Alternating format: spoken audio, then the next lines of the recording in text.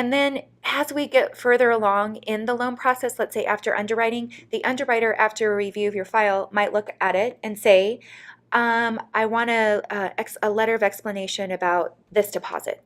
Or I want this bank statement that matches up with this withdrawal, just to make sure that it's not income.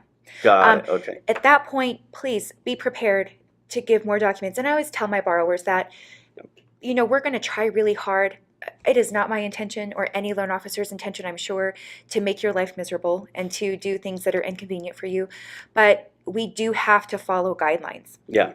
And so, yeah. Yeah, in 2008, I mean, flipped the mortgage world upside down. We all have to kind of pay the price for that, and Yeah. it's unfortunate, but it's to protect us. And if you look at it from that vantage point as a protection tool, instead of we're out to get you and we want to make your life hard, it's not that. It's that we're trying to protect you. We're trying to protect you in your investment, and that loan has to be viable. It's got to be something that is, Right.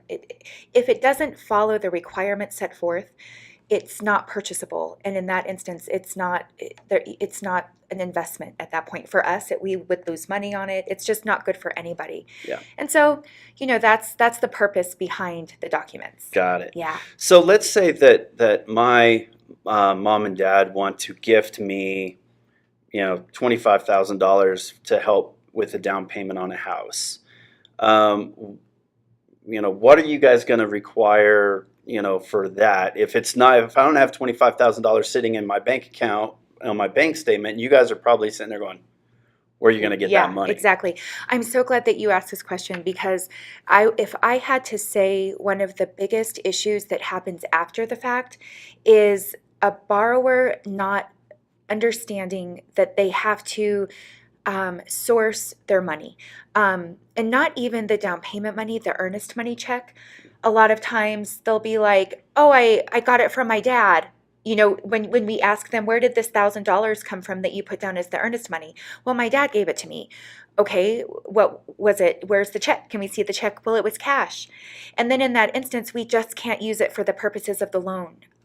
You have to remove it from the allow or what they have available. So then they're going to have to come in with another $1,000, and it's hard for them a lot of times. So it's important that people always realize that any money that anybody gives to you at any time during the loan process has to be documented. It has to be sourced.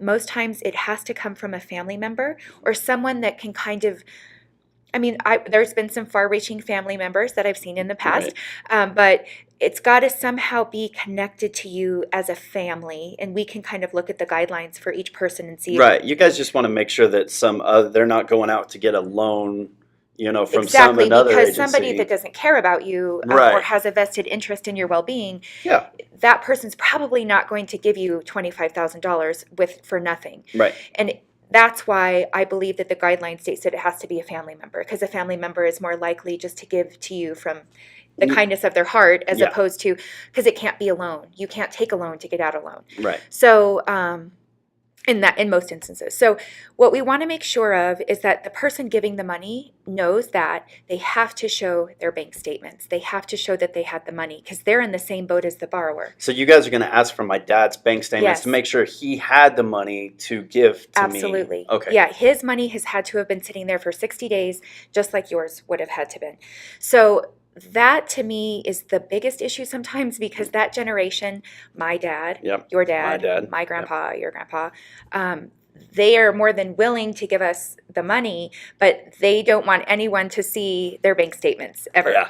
So it's important that if those people are willing to give you the money, they also have to be willing to provide their documents. Yeah. That's sometimes something that people just don't quite get, and then we're really in a bad spot, because they have this $25,000 that they just can't use. They can't use it anymore. Right. So, we work with people. There's ways to work around things that after it's been done, we can do some damage control. But it just is so much easier if they knew from the beginning. Yeah.